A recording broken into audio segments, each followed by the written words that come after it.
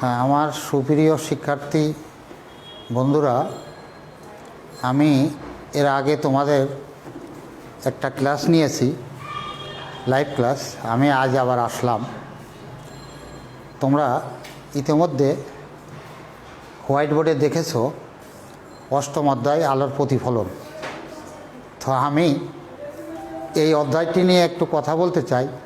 আসলে মাধ্যমিক লেভেলে, দ্যাট ইজ 9-10-এ এই চ্যাপ্টারটা খুব সহজ, but higher education, that is intermediate বা অনার্স মাস্টার্স, একটু লেন্দি আছে এবং অন্যান্য অনেক কথা আছে। বাট নবম দশম শ্রেণীর জন্য তেমন কোনো সমস্যা না। তো 2টা লেকচার দিলে হয়তো যথেষ্ট হতো, আর একটা লেকচার আমি দিব, আর একটা লেকচার দিতে পারবো কিনা আমি জানি না। তা আমাদের আসলে লজিস্টিক সাপোর্ট বা অন্যান্য সব ঠিক আছে কি না, তা আমরা একটু কাইন্ডলি একটু দেখি।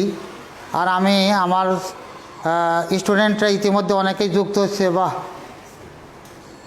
পারভিন আক্তার, সায়েদা সাথী, এমডি আমির, মাহমুদা আক্তার, বেনু আহমেদ, প্রিয়ন্ত দাস, ইকবাল হোসেন, মনে হয় আমাদের টিচার, আমির, তানজিলারা,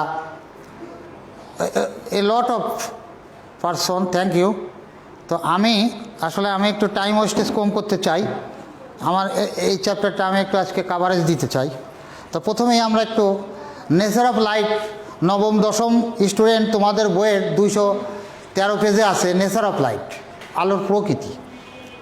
আসলে এই 8-10 বছর আগের যে ফিজিক্স বইটা ছিল, আলোর প্রকৃতি একটা চ্যাপ্টারই ছিল।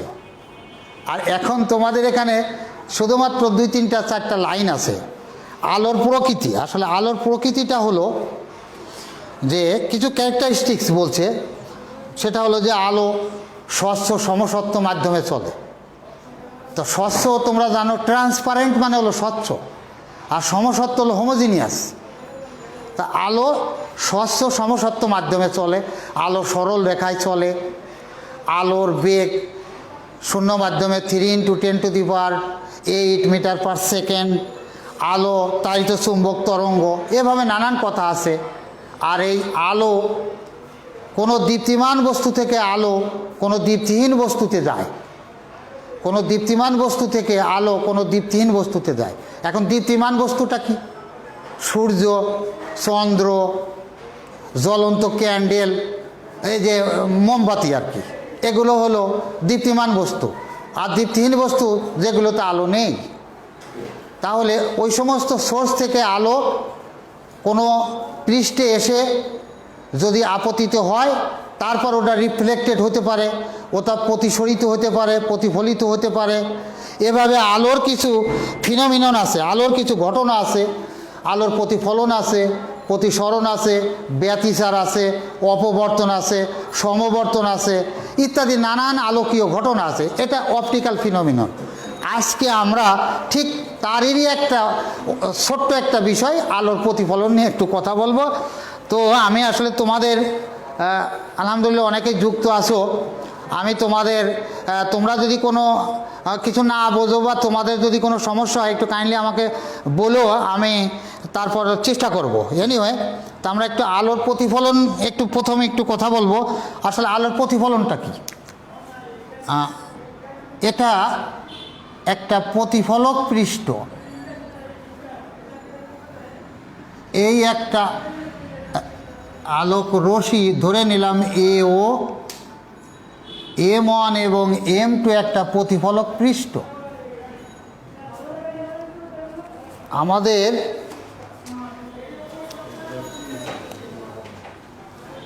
এখানে একটু খেয়াল করবে, কিছু আলো এই মাধ্যমে ফিরে যাবে, কিছু আলো এই পথে যাবে, কিছু আলো এই দিক দিয়ে যাবে। 3টি কথা একটু বোঝার আছে। তাহলে কিছু আলো যে মাধ্যম দিয়ে আসলো ওই মাধ্যমে চলে গেছে, কিছু আলো OB পথে গেছে, কিছু আলো OC পথে গেছে। এই OC পথে গেছে, এইটা হলো শোষণ। OB পথে গেছে, এটা হলো প্রতিসরণ। তাহলে আমরা শোষণ প্রতিফলন নিয়ে কথা বলতে চাই না, আমাদের আজকে আলোচনা এই প্রতিফলন। তো what is reflection of light আমরা একটু জানতে চাই। আলো কোনো স্বচ্ছ মাধ্যম দিয়ে এসে কোনো পৃষ্ঠে আপতিত হয়ে যদি পূর্বের মাধ্যমে ফিরে আসে, সেই ঘটনা আলোর প্রতিফলন।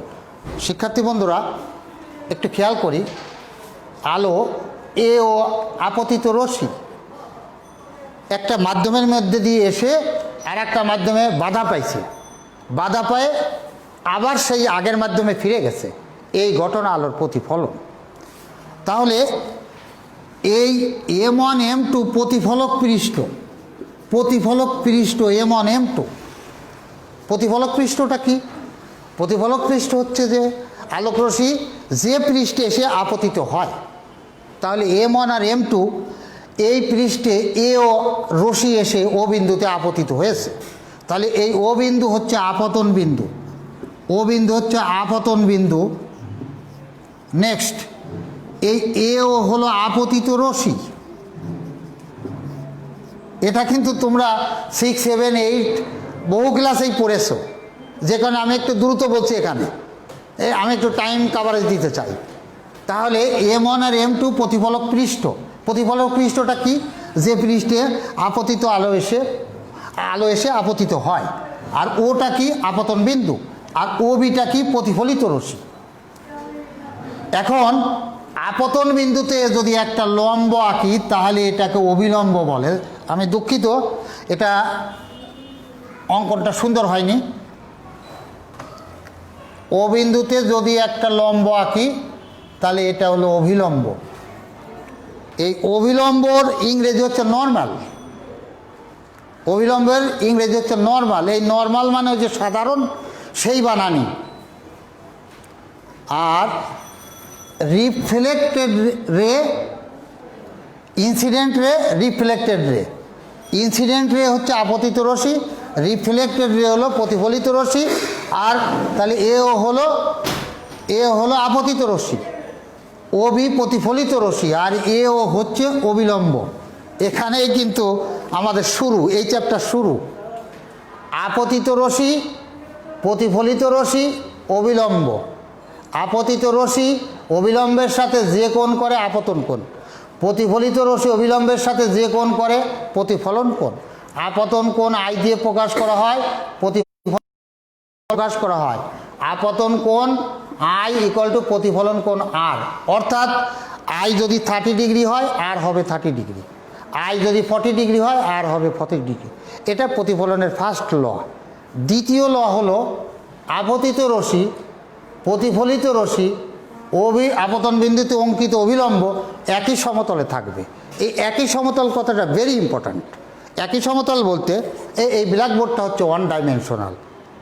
তার ফলে এখানে তুমি দেখতে পাচ্ছ এ ও বি ও এন একই জায়গায়। কিন্তু যদি একটা ফুটবল হতো তাহলে ফুটবলের এক প্রান্ত থেকে একজন একটা ঢিল ছুড়ছে, তো অপর প্রান্তে তো দেখা যাবে না বা লাগবে না। তো এ কারণে একই সমতলে, ইট ইজ ভেরি ইম্পর্ট্যান্ট।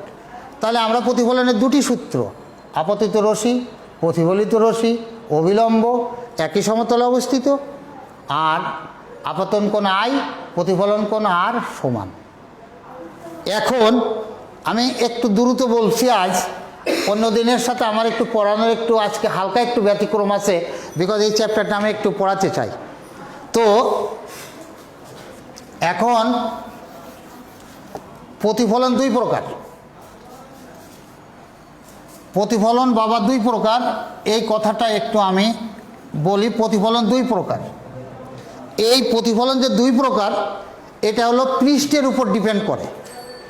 পৃষ্ঠের উপর ডিপেন্ড করে বলতে, যদি এই পৃষ্ঠটা সমতল হয় তাহলে একগুচ্ছ আলোক রশ্মি, এই একটা আলোক রশ্মি, এই একটা আলোক রশ্মি, এই একটা আলোক রশ্মি, এর সমান্তরাল প্যারালেল আসছে। যদি প্রতিফলক পৃষ্ঠ সমতল হয়, একগুচ্ছ আলোক রশ্মি সমান্তরালভাবে আপতিত হবে, সমান্তরালভাবে প্রতিফলিত হবে। এটাকে বলা হয় নিয়মিত প্রতিফলন। আর ব্যপ্ত হচ্ছে যদি প্রতিফলক পৃষ্ঠ সমতল না হয় তাহলে আলোকরশ্মি সমান্তরালভাবে আপতিত হবে বাট প্রতিফলিত হবে এলোমেলো, তাহলে এটাকে বলা হয় ব্যপ্ত। তাহলে প্রতিফলন হলো দুই প্রকার, একটা হলো নিয়মিত আর একটা হলো ব্যপ্ত। তাহলে নিয়মিতটা কি? যদি তলটা সমতল হয় তাহলে একগুচ্ছ আলোক রশ্মি সমান্তরালে আপতিত হবে, সমান্তরালে প্রতিফলিত হবে। আর ব্যপ্তটা কি? এই যে দেখো প্রতিফলক পৃষ্ঠটা কিন্তু সমতল নয়, তাহলে সমান্তরালে আপতিত হবে আর টার্বুলেন্ট বিশৃঙ্খলভাবে প্রতিফলিত হবে, তাহলে এটাকে ব্যপ্ত প্রতিফলন বলে। এই জায়গায় ক্লোজ হয়ে গেছে, এ জায়গায় আর কোনো আলোচনা নাই বাবা। এখন এটুকু শেষ। এখন আমরা নিয়মিত নিয়ে কথা। আসলে যে পৃষ্ঠে আলোর নিয়মিত প্রতিফলন ঘটে তাকে দর্পণ বা আয়না বলে। যে পৃষ্ঠে আলোর নিয়মিত প্রতিফলন ঘটে সেটাকেই হলো দর্পণ বা আয়না বলে। ইউজুয়ালি আমরা বাসা বাড়িতে যে আয়নাটা দেখি আসলে এইটা হলো একটা প্লেন মিরর, সমতল আয়না। তা এই যে দর্পণ, দর্পণ হচ্ছে বাবা দুই প্রকার। একটা হলো সমতল আয়না বা দর্পণ, যেটা আমরা বাসা বাড়িতে আমরাও যে ব্যবহার করি সেটা হলো সমতল আয়না। আর একটা হচ্ছে গোলীয় আয়না, এটা হচ্ছে গোল থেকে গোলীয় বাবা। এই যে এটা হলো গোল, এর সামথিং অংশ নিয়ে যে দর্পণ সেটা হলো গোলীয় দর্পণ। এই যে এটা হলো একটা গোলাকার, এর কিছু অংশ যদি আমি নেই তো এইটাই হবে একটা হলো দর্পণ। এবার আবার বাবা গোলীয় দর্পণ দুই প্রকার, একটা হলো অবতল আর একটা হলো উত্তল। এখন অবতল আয়না কি? অবতল আয়না হচ্ছে অবতল। এখানে আরেকটু কথা আছে, এই যে সমতল আয়না আমরা বাসাবাড়িতে যেটা দেখি, তোমরা দেখবে যে এর দুই পাশই কিন্তু একরকম না। অপার একটা পৃষ্ঠ আছে যেখানে একটা কিছু প্রলেপ দিয়া আছে, সেই প্রলেপ দিয়াটা হলো সিলভারিং বলে, সিলভারিং বলে। তো এটা তোমার যে কোনো ধাতব প্রলেপ দেওয়া হয় সিলভারিং। তা এই যে গোলকে, যে দর্পণের উত্তল পৃষ্ঠে সিলভারিং বা পাড়া লাগানো থাকে তাকে বলা হয় অবতল। এ খুব সুন্দর কথা। আর যেটার অবতল অংশে সিলভারিং করা থাকবে সেটাকে বলবো উত্তল। আমার মনে হয় এটা কষ্ট হওয়ার কথা নয়। অর্থাৎ যদি উত্তল পৃষ্ঠে সিলভারিং থাকে তাহলে অবতল, আর যদি অবতল পৃষ্ঠে সিলভারিং থাকে তাহলে উত্তল। সিলভারিং আমি বোঝাতে পারছি কিনা জানি না। অর্থাৎ ওই যে বাসায় যখন আয়না ব্যবহার করি, ওই আয়নার আরেকটা পাশ প্রলেপ দেওয়া আছে, ওই প্রলেপ দেওয়াটা একটা ধাতুর প্রলেপ, ওইটা হলো সিলভারিং। তা যদি উত্তল পৃষ্ঠে সিলভারিং থাকে তাহলে সেটা অবতল, আর যদি অবতল পৃষ্ঠে সিলভারিং থাকে তাহলে হলো উত্তল। তাহলে আমরা সামারাইজলি এই কথাগুলো বলে আমি কিছু সংজ্ঞায় চলে যাব। এই কথাগুলো বলে আমি একটু সংজ্ঞায় চলে যাব।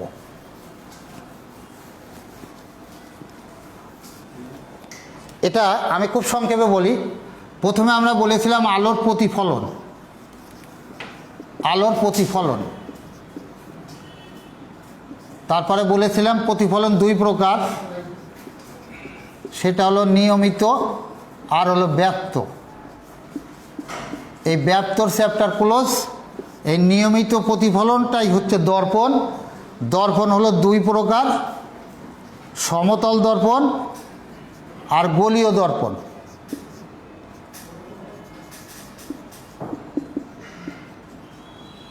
এই গোলীয় দর্পণ আবার দুই প্রকার, অবতল আর উত্তল। এখন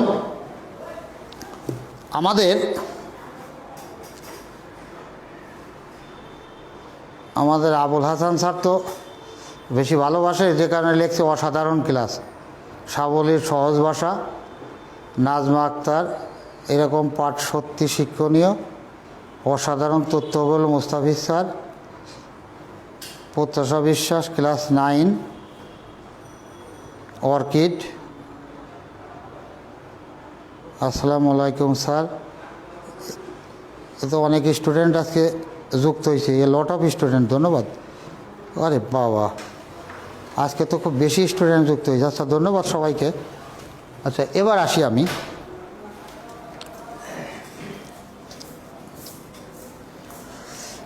এখন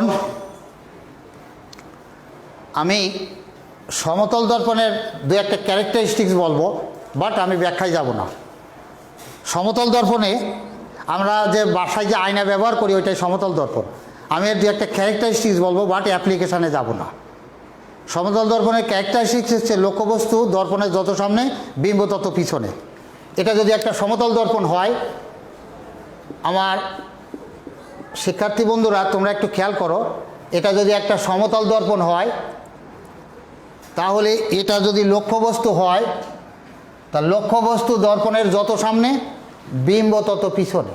অর্থাৎ এটা যদি 6 সেন্টিমিটার হয় দূরে, এটাও হবে 6 সেন্টিমিটার দূরে। তাহলে লক্ষ্যবস্তু দর্পণের যত সামনে, বিম্ব তত পিছনে। এটা একটা ক্যারেক্টারিস্টিক্স সমতল দর্পণের। সমতল দর্পণের আর একটা ক্যারেক্টারিস্টিক্স আছে, সেটা হলো যে যদি আমার আয়নাতে পূর্ণ বিম্ব দেখতে চাই, আমরা বাসা বাড়িতে যদি আমার পূর্ণ বিম্ব দেখতে চাই, তাহলে আয়নার দৈর্ঘ্যটা আমার দৈর্ঘ্যের অর্ধেক হতে হবে, তা নাহলে পূর্ণ বিম্ব দেখা যাবে না। একদম এটা কিন্তু কন্ডিশন। অর্থাৎ যদি দর্শকের পূর্ণবিম্ব দেখতে হয়, দর্পণের দৈর্ঘ্য দর্শকের উচ্চতার অর্ধেক হতে হবে। তাহলে দর্শক তুমি কনসিডার করো, তুমি যখন দাঁড়াবে তুমি, আমি যখন দাঁড়াবো আমি। তাহলে সমতল দর্পণের বৈশিষ্ট্য হচ্ছে যে পূর্ণবিম্ব দেখতে হলে দর্পণের দৈর্ঘ্য দর্শকের উচ্চতার অর্ধেক হতে হবে। আরও কিছু কথা আছে এবং এগুলোর কিন্তু প্রত্যেকটার এক্সপ্লেনেশান আছে, গাণিতিক এক্সপ্লেনেশান। আমি কিন্তু গাণিতিক এক্সপ্লেনেশানে যাব না। আচ্ছা, এবার আমি আমাদের যে গোলীয় দর্পণের কয়েকটা সংজ্ঞা আছে, এই সংজ্ঞাটা আমি খুব দ্রুত বলতে চাই, তারপর আমি একটু অন্য কাজে আসব। এটা একটা অবতল দর্পণ তোমরা দেখতে পাচ্ছ, শিক্ষার্থী বন্ধুরা না বুঝলে আমাকে বলবে।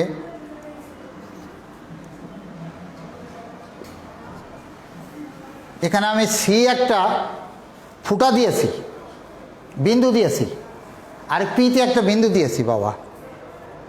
আর এখানে আমি একটা নাম দিয়ে দেই বাবা, M1 আর M2।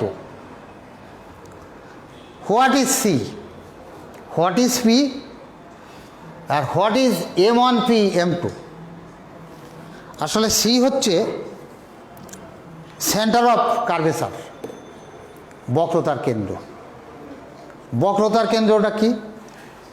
গোলীয় দর্পণ যে গোলকের কেন্দ্র, গোলীয় দর্পণ যে গোলকের কেন্দ্র, অর্থাৎ গোলকটাকে, এটা যদি একটা গোলক হতো,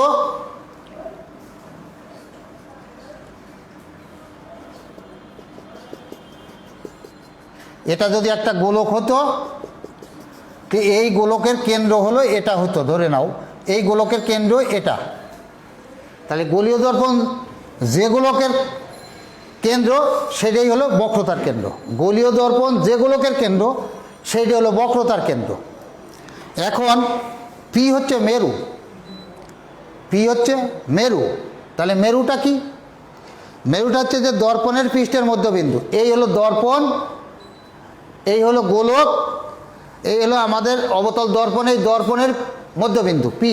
তাহলে পি হলো মেরু। আর এই সিপি যদি যোগ করি, এই সিপি হলো বক্রতার ব্যাসার্ধ, আবার এটা প্রধানক্ষ হবে। আমি এই কথাটা একটু বুঝাই। তোমরা বৃত্তের সাথে খুব পরিচিত, সার্কেল। তা বৃত্তের ব্যাসার্ধ কাকে বলে? বৃত্তের ব্যাসার্ধ তোমরা স্বাভাবিকভাবে চিন্তা করো যে কেন্দ্র থেকে পরিধি পর্যন্ত দূরত্ব, এটা হলো বৃত্তের ব্যাসার্ধ। তাহলে এই যে হলো সেন্টার অফ কার্ভেচার, আর এইটা হচ্ছে মেরু। তাহলে সেন্টার অফ কার্ভেচার হচ্ছে বক্রতার কেন্দ্র, আর মেরু বক্রতার কেন্দ্র এবং মেরু, এটা যে গোলীয় দর্পণ যে গোলকের অংশ, সেই গোলকের যে ব্যাসার্ধ তাকে বক্রতার ব্যাসার্ধ বলে। আমরা আবার একটু বলি, গোলীয় দর্পণ, এই গোলীয় দর্পণ যে গোলকের, একটু খেয়াল করি, এই গোলীয় দর্পণ যে গোলকের অংশ, সেই গোলকের যে ব্যাসার্ধ সেটি বক্রতার ব্যাসার্ধ। তাহলে বক্রতার ব্যাসার্ধের পরে আমরা আসব প্রধান অক্ষ কাকে বলে। একদম সিম্পল কথা, বক্রতার কেন্দ্র আর মেরু এটা ভেদ করে যে রেখা সেটাই প্রধান অক্ষ। বক্রতার কেন্দ্র আর মেরু ভেদ করে যে রেখা সেটাই প্রধান অক্ষ। আবার প্রধান অক্ষ এই যে এটা হচ্ছে তুমি এর বাদেও কিন্তু আরও অক্ষ থাকতে পারে, সেকেন্ডারি অ্যাক্সিস থাকতে পারে। সেকেন্ডারি অ্যাক্সিস থাকতে পারে সেটা কেমন? এটা এ, এটা বি, তাহলে এই এসি এবং বিসি কিন্তু সেকেন্ডারি অ্যাক্সিস, গৌণ অক্ষ। কেন? যদি এই সেন্টার থেকে কোনো রে পিতে না গিয়ে অন্য জায়গায় মিলিত হয়, মানে মেরুতে না যেয়ে যদি অন্য জায়গায় মিলিত হয়, তাহলে সেটাই হলো গৌণ অক্ষ। তাহলে প্রধান অক্ষটা কি? প্রধান অক্ষ হচ্ছে যে বক্রতার কেন্দ্র এবং মেরু দিয়ে যে রেখা গমন করে, তাহলে মেরু দিয়ে যদি না গিয়ে অন্য দিক দিয়ে যায় তাহলে সেটা গৌণ অক্ষ। খুব সিম্পল। এখন আসি আমরা এই বক্রতার ব্যাসার্ধ, এই বক্রতার ব্যাসার্ধ এখানে একটু কথা আছে। আমি শিক্ষার্থীরা আমি এই গৌণ অক্ষটা মুছে দিচ্ছি। প্রধান অক্ষ সিপি, প্রধান অক্ষের সমান্তরাল আলোক রশ্মি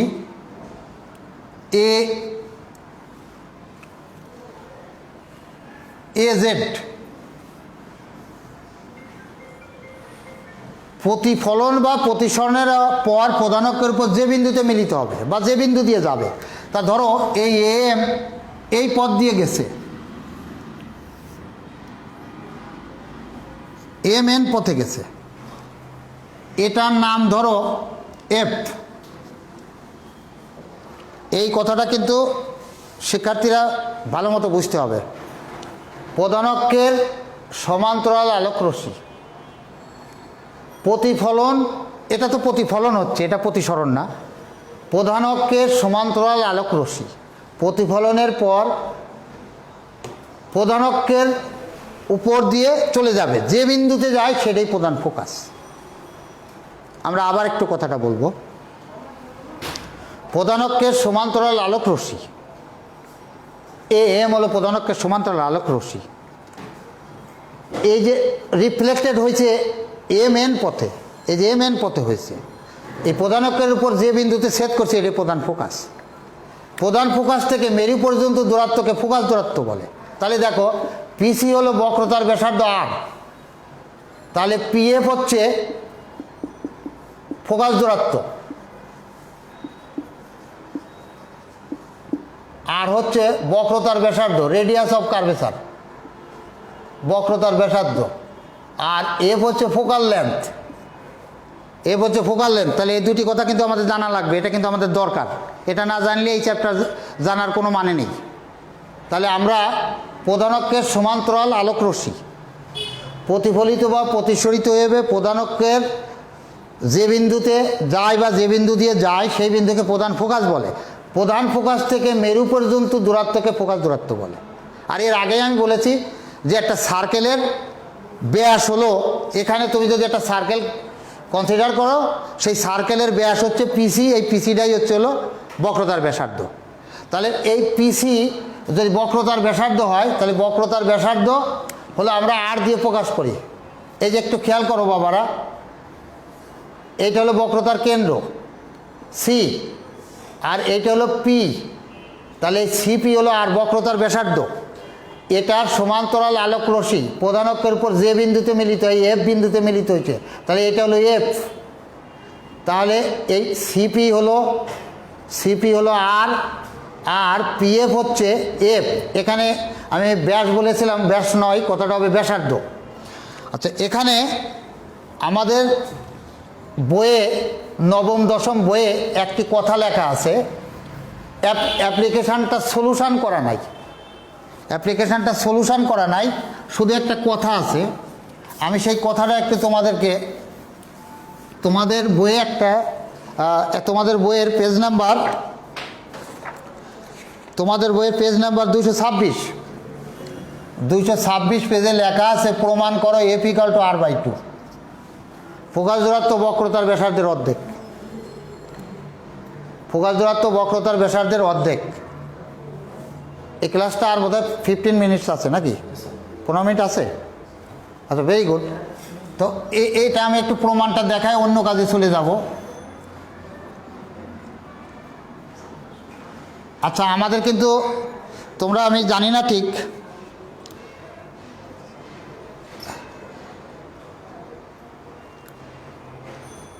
এখানে একটু দেখো, এটা বক্রতার কেন্দ্র, আমি যা অনেকবার বলেছি। এটা মেরু, আমি আগে বলেছি।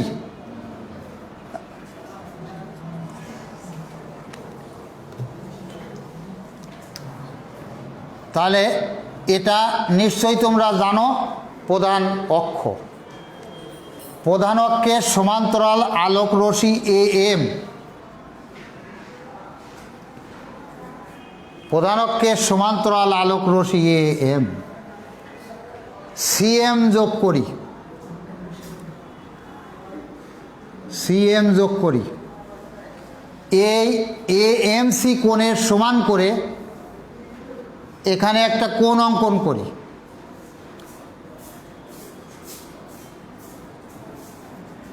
এই যে প্রধান অক্ষের উপর যে বিন্দুতে মিলিত হবে এটা প্রধান ফোকাস।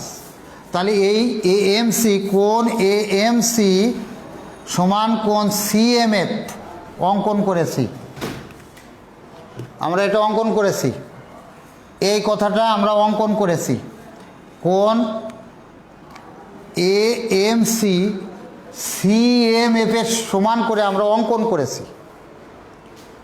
এখন তোমাদের বুঝতে বাকি নাই, এই PF সমান সমান ফোকাস দূরত্ব F। এখন এটা পুরোপুরি ম্যাথমেটিক্স, এখানে আমাদের ম্যাথমেটিক্স স্যারেরাও আছে। এটা একদম 100% ম্যাথ। একটু খেয়াল করো, প্রথম হচ্ছে কোণ AMC ইকুয়াল টু কোণ CMF অঙ্কন অনুসারে, AMC ইকুয়াল টু CMF অঙ্কন অনুসারে। নেক্সট একটু খেয়াল করি আমরা, AM parallel CP, AM parallel CP, অর্থাৎ এই প্রধান অক্ষের সমান্তরাল AM আলোক রশ্মি আমি আগেই বলেছিলাম। এই যে AM প্যারালেল রে, কার প্যারালেল? প্রধান অক্ষের প্যারালেল। এই CP হলো প্রধান অক্ষ, প্রধান অক্ষের সমান্তরাল আলোক রশ্মি AM। তাহলে দেখো, এই হলো একটা রেখা, এই হলো আর একটা রেখা, এরা যদি প্যারালেল হয় আর যদি এটা ছেদক হয়, তাহলে এই কোণ আর এই কোণ সমান একান্তর কোণ। এই কোণ আর এই কোণ সমান একান্তর কোণ।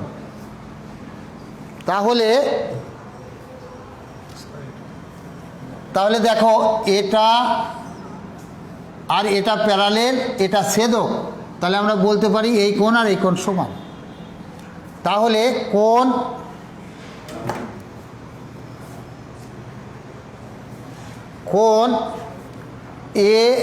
AMC ইকুয়াল টু কোণ MCF।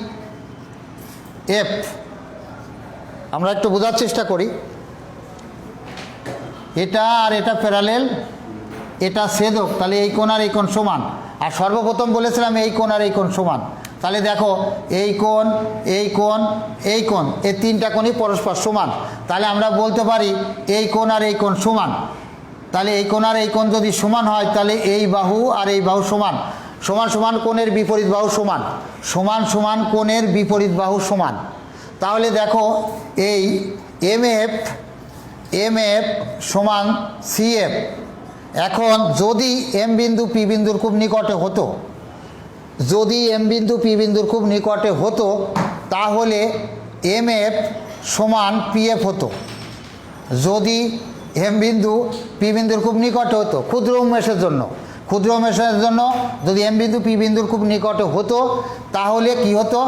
MF আর PF সমান হতো। তাহলে অবশ্যই আমরা বলতে পারি, যদি MF, এই MF কার সমান হবে? PF এর সমান। তাহলে আমরা বলতে পারি PF সমান CF, PF সমান CF। এখন দেখো, CP equal to CF plus PF.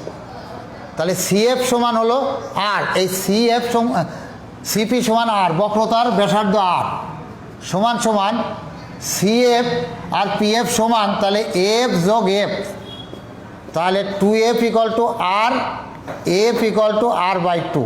Focus দূরত্ব বক্রতার ব্যাসার্ধের অর্ধেক। এটা একটা আমাদের ম্যাথমেটিক্যাল টার্ম, তোমাদের বইয়ে বিশদ বর্ণনা নাই, 226 পেজে আছে, আমি একটু বলে দিলাম। আচ্ছা, এবার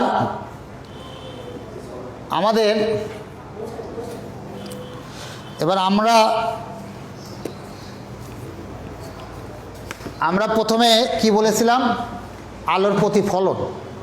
তারপর আমরা কি বললাম যে প্রতিফলন দুই প্রকার, নিয়মিত এবং ব্যক্ত। তারপর ব্যক্ত প্রতিফলন ক্লোজ, ও জায়গা আর কিছু নাই।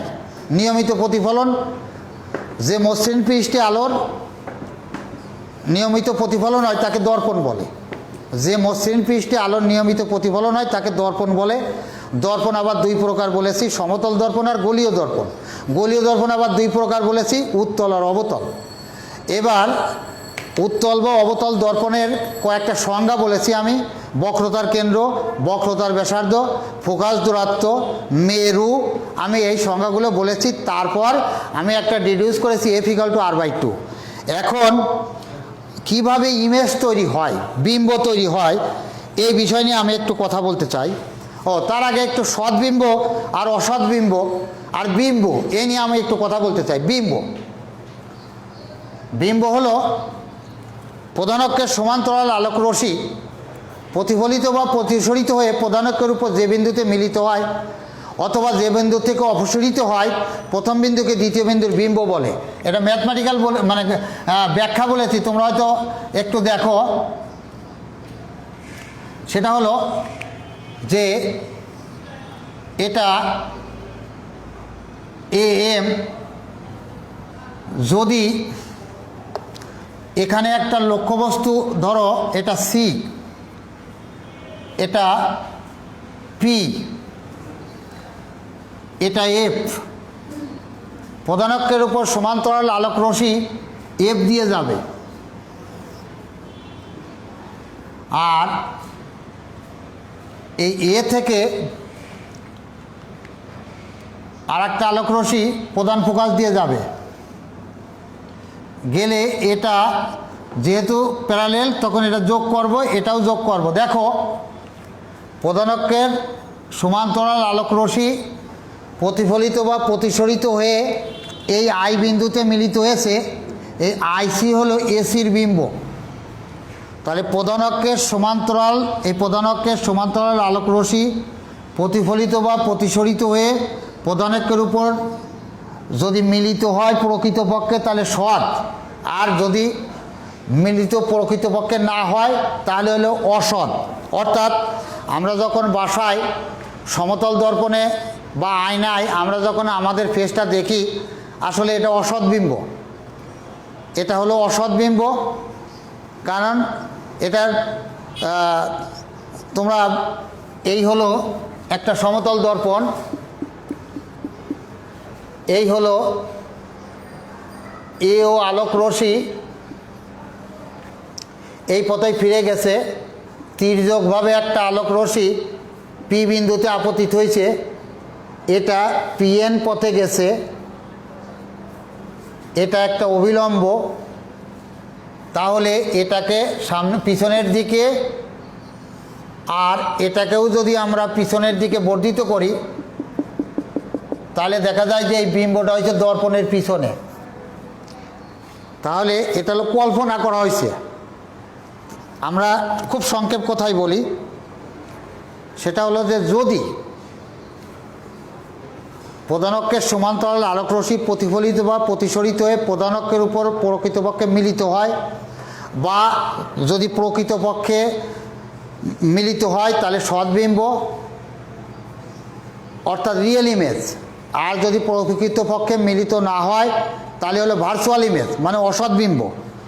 সেই ক্ষেত্রে বেশিরভাগ ক্ষেত্রেই অবতল দর্পণে সদ্বিম্ব হয় আর উত্তল দর্পণে অসদ্বিম্ব হয়। এখন আমি এই বিম্ব গঠনের কয়েকটি কৌশল তোমাদের একটু বলতে চাই।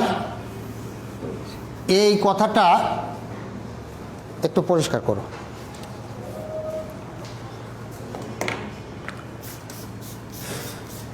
আর বেশি কষ্ট করা লাগবে না, আর 5-7 মিনিট লাগবে, আমি একটু কথা বলবো। এটা একটা দর্পণ, অবতল দর্পণ। তোমাদের সবার বুঝতে হবে, এটা তোমরা জানো, আমি বলেছি সি, এটা আমি বলেছিলাম প্রধান ফোকাস, এটা আমি বলেছিলাম মেরু, এটা হলো M1, এটা হলো M2। লক্ষ্যবস্তু মোট 6টা অবস্থানে থাকবে, একদম কথা পরিষ্কার। লক্ষ্যবস্তু মোট 6টা অবস্থানে থাকবে। এই 1 নাম্বারেরটা হলো অসীম, এই 1 নাম্বার হচ্ছে অসীম। 2 নাম্বার হচ্ছে বক্রতার কেন্দ্রের বাইরে, 2 নাম্বার হচ্ছে বক্রতার কেন্দ্রের বাইরে। 3 নাম্বার হচ্ছে বক্রতার কেন্দ্রে, এটা হলো 3 নাম্বার। 4 নাম্বার হচ্ছে প্রধান ফোকাস আর বক্রতার কেন্দ্রের মাঝে, প্রধান ফোকাসের মাঝে। 5 নাম্বার হচ্ছে প্রধান ফোকাস, প্রধান ফোকাসে। 6 নাম্বার হলো পি আর এফ এর মাঝে। এখন শিক্ষার্থী বন্ধুরা, তোমরা অনেকেই তোমরা ঘেমে যাবে, গর্দমাক্ত হয়ে যাবে, টেনশনে পড়ে যাবে। আসলে এই রুল 6 মনে রাখতে হবে, রুল 6।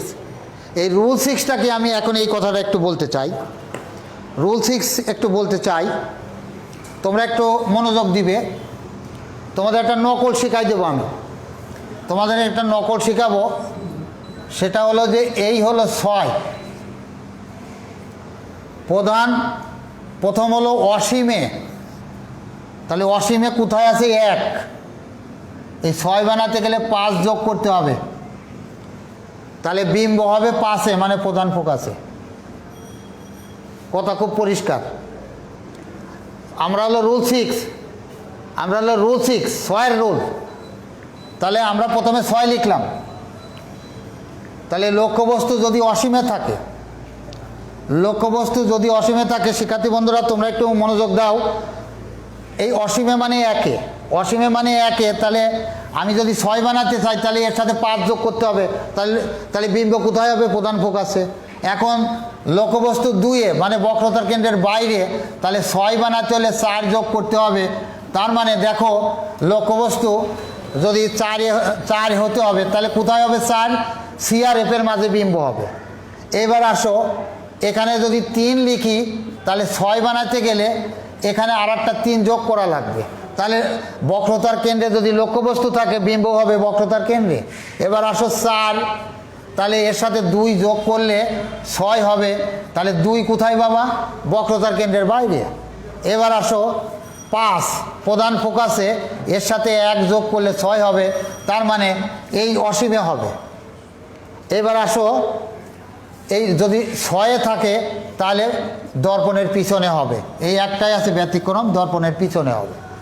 এখন আমি এই কথাটার একটু ম্যাথমেটিক্যাল যুক্তি দেখাই, মানে এই কথার সত্যতা আছে কিনা একটু দেখো। তাহলে আমরা এখানে একটা লক্ষ্যবস্তু দিলাম, এখানে আমরা একটা লক্ষ্যবস্তু দিলাম। এই হলো এ ও লক্ষ্যবস্তু। এই প্রধানকের সমান্তরালে এই দর্পণে আপতিত হয়েছে, হওয়ার পর এটা প্রধান ফোকাস দিয়ে যাবে, আর একটা যাবে বক্রতার কেন্দ্র দিয়ে, আর একটা যাবে হচ্ছে ও দিয়ে, আর একটা যাবে ও দিয়ে, অর্থাৎ এটা হলো বক্রতার কেন্দ্রের বাইরে। তো বক্রতার কেন্দ্রের যদি বাইরে থাকে তাহলে একটা যাবে হলো প্রধান ফোকাস দিয়ে, আর আরেকটা যাবে ও থেকে সি দিয়ে, এই ও থেকে সি দিয়ে। তাহলে এখানে আই বিন্দুতে মিলিত হয়েছে, আই থেকে একটা লম্ব আঁকে আই বি। আমরা বলেছিলাম যদি 2-এ থাকে তাহলে বিম্ব হবে 4-এ, যদি 2-এ থাকে বিম্ব হবে 4-এ। দেখো 4-এই আছে। আবার একটু দেখাই, আমি আবার একটু দেখাই।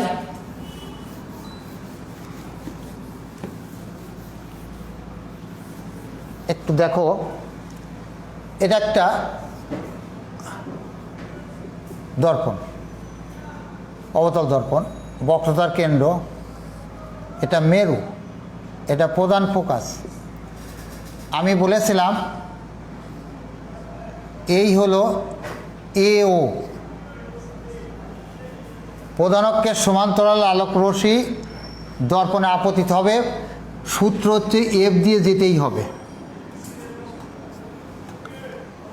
আর আরেকটা যাবে ও থেকে সি দিয়ে, এটা আই বিন্দুতে মিলিত হয়। আই থেকে প্রধান অক্ষের উপর লম্ব আঁকে আই বি। তাহলে দেখো, এটা ছিল হলো 1 অসীম, এটা ছিল হলো 2, এই সি হলো 3, এই সি ছিল হলো 3, এটা ছিল হলো 4, এইটা ছিল হলো 5, এটা ছিল হলো 6। তাহলে আমরা বলেছিলাম যদি 2-এ থাকে তাহলে 4-এ হবে। তাহলে এই যে দেখো 4-এ বিম্ব হয়েছে। এখন এই বিম্বের একটা প্রশ্ন আসবে আমাদের পরীক্ষায়, আমাদের প্রশ্ন আসবে যে অবস্থান, আকৃতি, প্রকৃতি, 3টি কথা পরীক্ষা আসবে। তাহলে প্রথম হলো অবস্থান। এই যে আমরা অবস্থান বলে দিব যে বক্রতার কেন্দ্র আর প্রধান ফোকাসের মাঝে অবস্থান, এটা আর মুখস্থ করা লাগলো না, অবস্থান কোথায়। এবার হলো আকৃতি। আকৃতি হচ্ছে যে লক্ষ্যবস্তু সে বিম্বটা বড় না ছোট। তাহলে এটা সে তোমরা যদি মেজারমেন্ট করে দেখো, দেখতে পাবে যে এটা বড় না এটা বড়। তা আসলে তো আমি হাত দিয়ে আঁকছি, এটা আসলে ক্ষুদ্র হবে। তোমরা যদি মেজারমেন্ট করে আঁকো, অর্থাৎ এটা যদি স্কেল দিয়ে কম্পাস দিয়ে আঁকো, তাহলে দেখবা যে এটা একদম তুমি দেখতেই পাবা যে চোখের আন্দাজে যে ক্ষুদ্র হবে।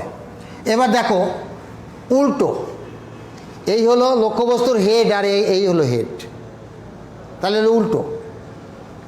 আচ্ছা, এখন আমি আর একটা আঁকবো 6-এর। আমি বলছিলাম যে 6 যেটা, ওইটা একটু ব্যতিক্রম, এটা একটু দেখো। আমি যেটা 6 আমি ওইটা একটু দেখাই। এটা সি, এটা এফ, এটা পি। আমি এইখানে লক্ষ্যবস্তু, এটা হলো 6 রুল।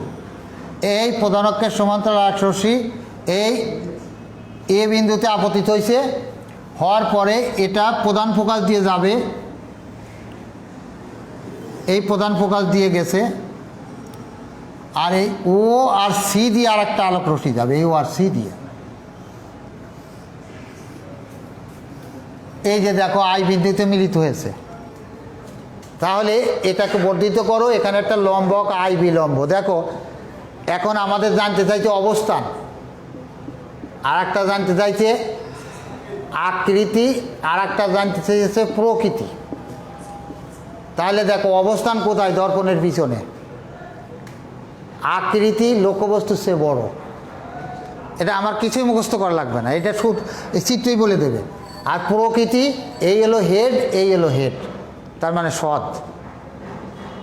আর যদি এইদিকে হেড হতো উল্টো, এটা হলো সৎ না, সোজা, সোজা, এটাকে বলে সোজা। আর এইদিকে হলে উল্টো হতো। তাহলে দেখো আমরা 6 পজিশান, অর্থাৎ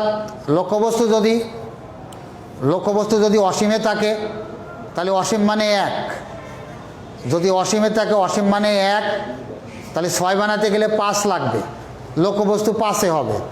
যদি লক্ষ্যবস্তু বক্রতার কেন্দ্রে বাইরে মানে 2, তাহলে 2 যদি আমরা 6 বানাতে চাই 4-এ হবে। বক্রতার কেন্দ্র হলো 3, তাহলে বিম্ব হবে 3-এ। লক্ষ্যবস্তু যদি 4-এ থাকে বিম্ব হবে 2-এ। লক্ষ্যবস্তু যদি 5-এ থাকে বিম্ব হবে 1-এ। লক্ষ্যবস্তু যদি 6-এ থাকে তাহলে বিম্ব হবে দর্পণের পিছনে। এখন আমরা আজ তোমাদের আলোর প্রতিফলন আলোচনা করলাম। এই চ্যাপ্টারটা আসলে 2টা বা 3টা লেকচার দিলে খুব ঠান্ডা মাথায় সুন্দর হয়। তা এখন আমাদের আসলে টাইমও নেই অতটা, আমাদের 30 তারিখ এক্সাম। তো যাই হোক, তোমরা চেষ্টা করবে এবং এই ভিডিওটা দেখলে আমার মনে হয় তোমরা বুঝতে পারবে। তোমরা ভালো থাকো, সকলকে ধন্যবাদ।